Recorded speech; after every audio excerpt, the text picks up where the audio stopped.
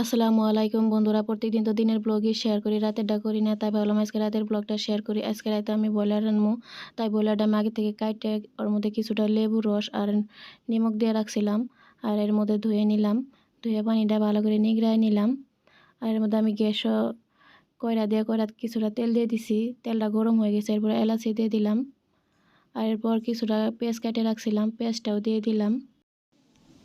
আর এদিকে আমি গাবলা থেকে ব্রয়লারগুলো একটা থালির মধ্যে পানি ছাড়াই উঠায় নিতেছি, যাতে করে আমার ব্রয়লারে কোনো পানি না থাকে।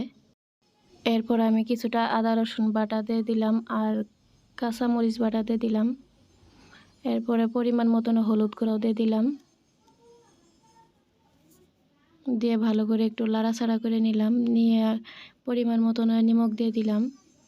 এরপরে ধনিয়া গুঁড়া আর কিছুটা জিরার গুঁড়াও দিয়ে দিলাম।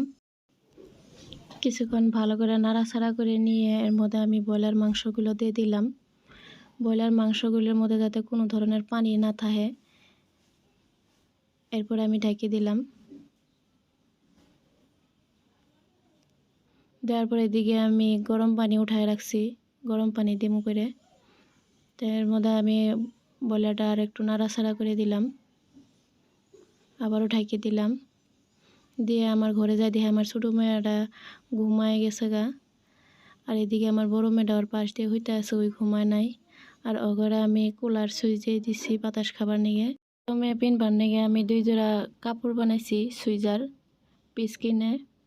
তাই ভাবলাম ওই সুইজারগুলো আপনার করে দেখাই। তো এই সুইজারগুলো আমি বানাইছি, খুবই পাতলা কাপড়, নরম কাপড়।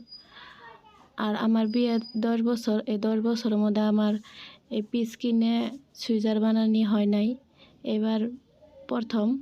তাই ভাবলাম আপনাগুলোকে শেয়ার করি। আর এই 10 বছরের মিশন এতদিনে পুরা করলাম, তাই ভাবে মনের মধ্যে খুবই আনন্দ লাগতেছিল। আর এই আনন্দের ব্যাপারটা হইলো আমার এই সুইজারগুলো আপনার দাদা মানে আমার হাজব্যান্ডই পছন্দ করছে, পিসগুলা ওর পছন্দই নিছি। আর এদিকে আমার তরকারিটাও হয়ে গেছে কষানি, এর মধ্যে আমি জুস দিয়ে ভালো করে ডাকিয়ে দিলাম। দেওয়ার পরে আমার তরকারি হয়ে গেছে গা। জানি না আপনারা কীরকম করে রাঁধেন, তা আমি বাড়িতে ব্রয়লার রাঁধলে এরকমভাবে রাঁধি। তা আমার একটু কমেন্ট করে জানায়েন আমার ব্রয়লার রান্নাটা কীরকম লাগছে আপনার কাছে। তো এর মধ্যে আমরা খাওয়া দাওয়া স্টার্ট করে দিছি। প্রথম তো আপনার দাদারা খাইতে দিলাম।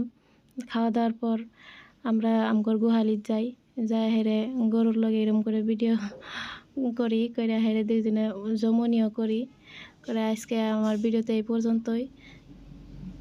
ততক্ষণে সুস্থ থাকেন, ভালো থাকেন। আল্লাহ হাফিজ।